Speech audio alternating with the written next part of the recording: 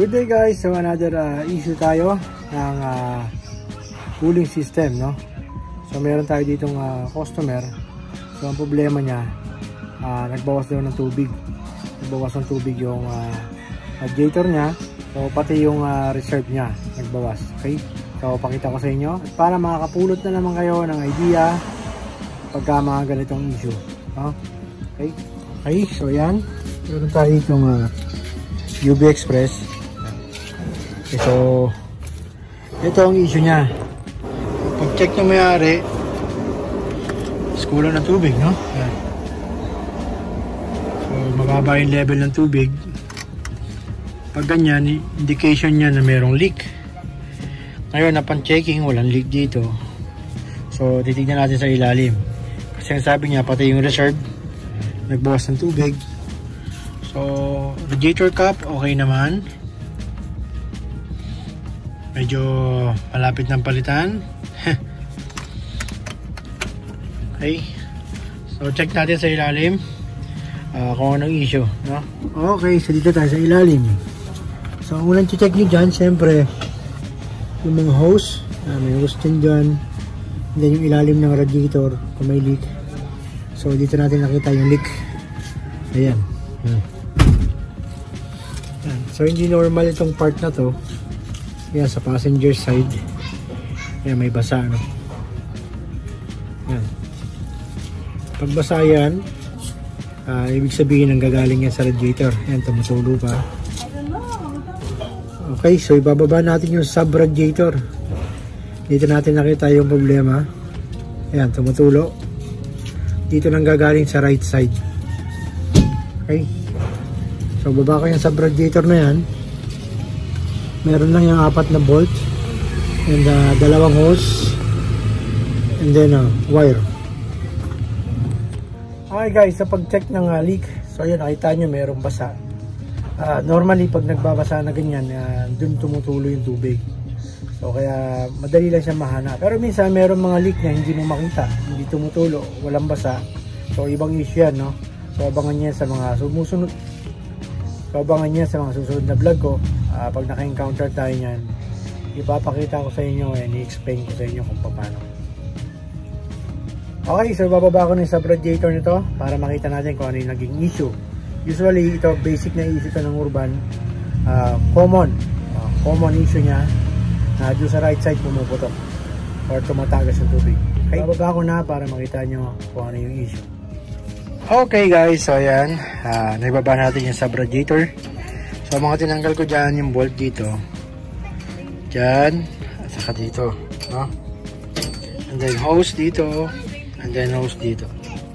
Okay, so hindi ko na napakita sa inyo paano tanggalin kasi mababasa yung ating camera. Okay, ito yung wire dito. So naka-bypass seat siya pero iba yung pagkakagawa dahil kinat ito. Okay, so ito yung common na issue nyan. So ganyan ang pwesto nyan. Ito yung sa passenger side, yung right side. Ito yung common issue ng sub-radiator ng Urban.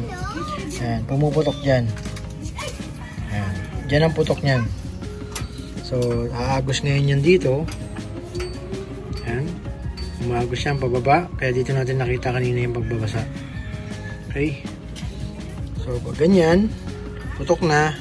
Usually yung ginagawa dyan, pag ganyan, marami na rin tupi. Pinapa-replace ko na yan, no? Replace na ng radiator. Kasi kung marupok na yung side niyan, ng plastic niya, dahil plastic yan, marupok na rin itong kabila. No? So, advice ko dyan lagi, pag ganyan, replace. No? Yung iba, kinukonvert yan. So, nagko-convert sila ng tanso. Ang problema, may mga gumagawa na minsan, hindi na rin maganda yung pagkakalagay ng mga bolts. Natatanggal sa hinang. Lumalaylay yung pan, no? So iba-iba naman sila ng gawa. Pero pag ganyan, advice ko para bago na, maganda rin yung magpapalamig niya, palitan natin ng bago. Okay? Okay guys, so ayan na. Ito na yung bago nating radiator. So tignan nyo yung difference niya. So, dahil ito, ilang taon na to? 12? 9? years. So 9 years na yan ginamit. So imagine niyo pag ito kinabit natin, aabot din siguro ng 9 years, no? Dahil yung kanyang main radiator napalitan na natin last 3 years. So may 3 years na. Ngayon kung papa-repair natin yan, so maaari yung kabila naman bumigay, no? So kwentahin niyo yung pagpa-convert niyan at pagpa-convert nito. Yung pins nyo, yung pa rin yung mga gagamit nyo. Kaya yung na-advise ko dito na sa bago. Okay? So ililipat natin yung mga bracket niyan. Yan. Yung hose and then yung fan. So ayan yung original fan nya. Okay? So assemble na natin yan and then balik na natin.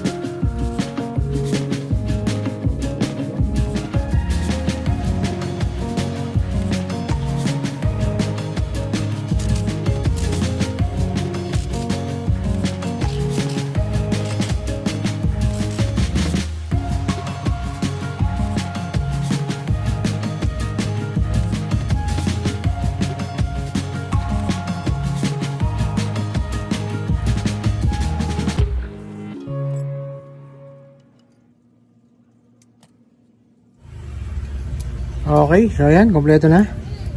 No? So ikakabit na lang natin yan doon. Okay guys, so nakabit na natin. So pinasalinaw ko na rin ng tubig. No? So yan. Okay. Ayun na. Ngayon pag may leak yan, makikita mo bumababa yan. Unti-unti. No? Pag may leak yung radiator o sa mga hose, bababa yan unti-unti. Lalo pag mainit ang makina, may pressure, sisirit naman yan, no? Then magbabawas yan unti-unti. Okay guys, so meron na naman kayong panibagong idea, no?